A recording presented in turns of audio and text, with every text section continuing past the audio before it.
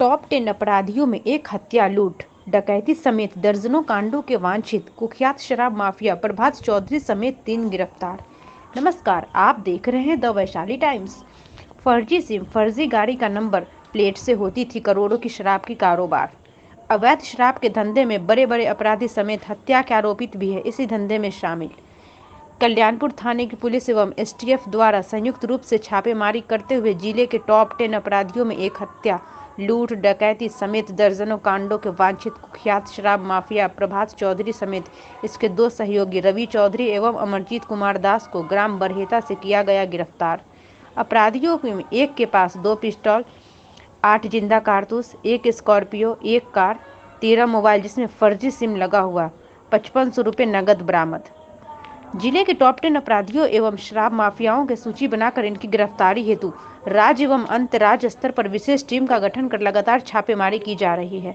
इस कड़ी में आसूचना संकलन एवं तकनीकी साक्ष्यों के आधार पर जिले के टॉप 10 अपराधियों में 1 दर्जनों कांडों के वांछित एवं जिले के सबसे बड़े सक्रिय शराब माफिया प्रभात चौधरी द्वारा आपके साथी कर्मचारी रवि चौधरी एवं अमरजीत कुमार दास के साथ 2-3 गाड़ियों का से इकट्ठा होकर शराब की बड़ी खेप उतार कर वितरण करने की सूची मिली।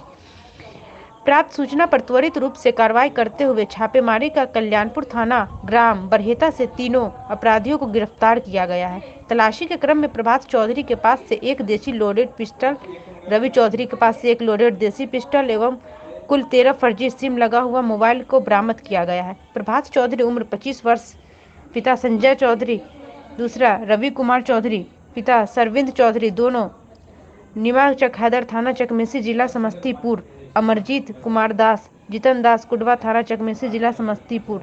4 चक्का गाड़ी 2, बुलेट 1, पिस्टल 2, गोली 8, मोजिल 13, पैसा नगद 5500 रुपया बरामद किया गया। माह 8 अप्रैल को कल्याणपुर थाना क्षेत्र में भारी मात्रा में शराब की बरामदगी हुई थी और उसके बाद ये हम लोगों को पता चला था कि शराब के कुछ माफिया यहाँ पर सक्रिय हैं और पूर्व से भी जो हम लोगों के जिले स्तर के जो टॉप 10 अपराधी थे उनमें कुछ शराब माफियाओं को भी हम लोगों ने रखा था जो शराब माफिया का भी कार्य करते हैं और साथ में आपराधिक गतिविधियों को भी अंजाम देते हैं। ऐसे एक अपराधी का नाम था प्रभात चौधरी और 8 तारीख को जब कल्याणपुर में शराब पकड़ी गई उसके बाद 12 तारीख को बरहेटा गाँव में कुछ फायरिंग की सूचना प्राप्त हुई थी और उसके बाद 22 अप्रैल को पुनः झटमलपुर गाँव में भी फायरिंग की सूचना प्राप्त हुई थी कि 2 गैंग्स के बीच में आपस में फायरिंग हुई है और 30 से 35 राउंड गोलियां चलने की बात सामने आई थी। हालांकि कोई हताहत नहीं हुआ था, लेकिन घटनास्थल को देखने के बाद और जब सीनियर ऑफिसर्स के द्वारा घटनास्थल का विजिट किया गया तो स्पष्ट हो गया था कि शराब माफियाओं के बीच में किसी तरह का गैंग वॉर ये हुआ है। हम लोग इस पर कार्य कर रहे थे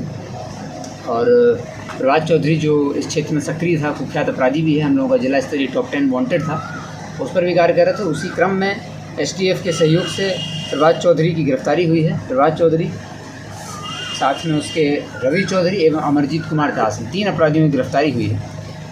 ये लोग प्रभात चौधरी करीब 2022 जून से जेल से निकला था और पिछले 1 साल से शराब माफिया का इसलिए कार्य कर रहा था।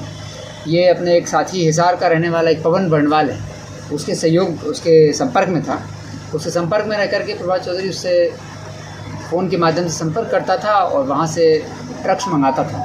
वो ट्रक की खेप, ये स्वयं पटना में रहता था और उस ट्रक की खेप को मंगाता था और वो ट्रक की खेप आती थी कल्याणपुर थाना क्षेत्र में और जो कल्याणपुर थाना क्षेत्र में मध्य विद्यालय के पीछे जो चौर है वहाँ इनका कटिंग पॉइंट था।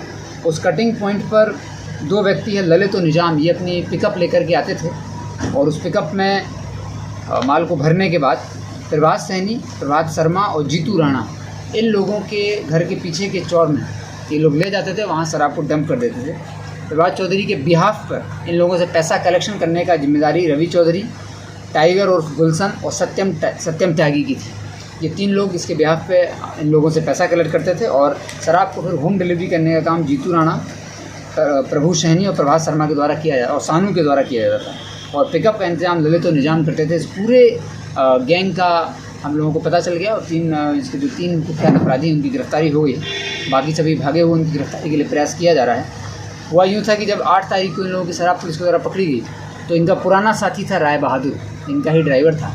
वो इनके विरोधी गैंग से जाके जो शराब मंगाता था उस विरोधी गैंग से जुड़ गया था और उसमें तो पैसे लेन देन की बात में राय बहादुर और जीतू राणा जो कि प्रभात चौधरी गैंग का ही है, इनके बीच में मनमुटाव हो गया और फिर राय बहादुर और जीतू राणा के बीच जो मनमुटाव हुआ वो बात बढ़ती चली गई और जटमलपुर गांव में जीतू राणा और राय बहादुर अपनी अपनी टीम को लेकर के आया और दोनों तरफ से जो हम लोग अब पता चल रहा है कि दोनों तरफ से फायरिंग थी, जबकि उस दिन एक ही तरफ से फायरिंग की बात सामने आई थी। लेकिन अब ये स्पष्ट हो गया है कि दोनों तरफ से फायरिंग की गई थी।